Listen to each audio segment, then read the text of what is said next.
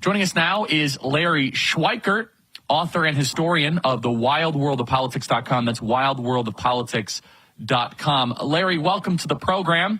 Wanted to get you on a couple topics, but first, update our audience of what is going on in the great state of Arizona.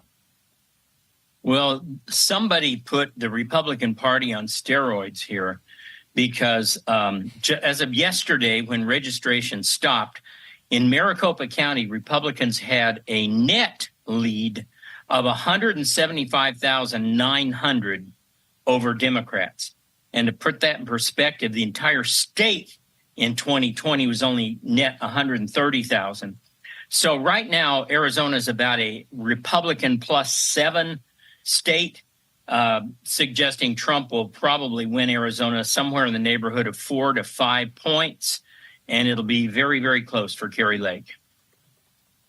Well, I don't want to make any predictions like that, but we are working in Arizona very hard. But walk our audience through that. So the voter registration numbers are significant and profound versus 2020. Walk our audience through some of the other counties, and what will the statewide conclusion be when it comes to just voter registration data?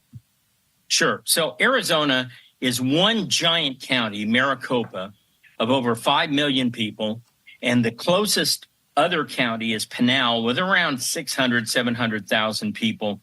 So it's one giant Jupiter and one Venus, and then the rest of the counties are very small.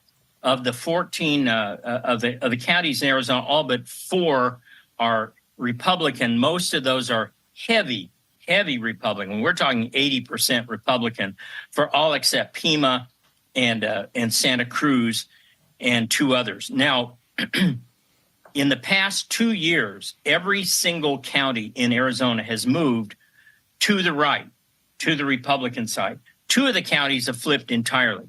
As I said, Maricopa is off the charts. It's it's about just under double what it was in 2020. Overall, in Arizona, we're looking at a total of a Republican net advantage by Election Day of around 300,000, maybe 350,000. Registrations are the single most important indicator of how people will vote, not polls.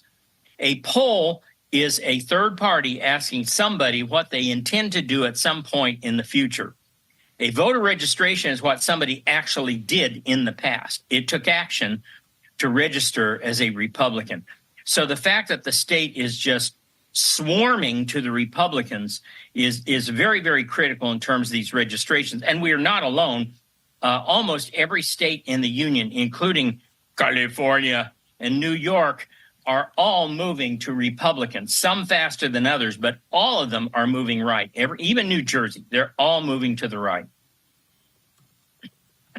So totally. Thank you for that breakdown. So we have in Arizona, every county is moving further to the right, but there is this question of non-party identified or independent voters. What can you tell us about the behavioral and the voting habits of independents, and how large of a composition do they represent electorally in Arizona?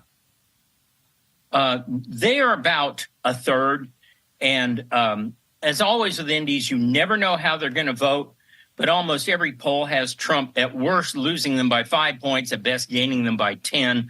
I mean, it's kind of all over the map. But generally speaking, in Arizona, the independents are much more libertarian oriented.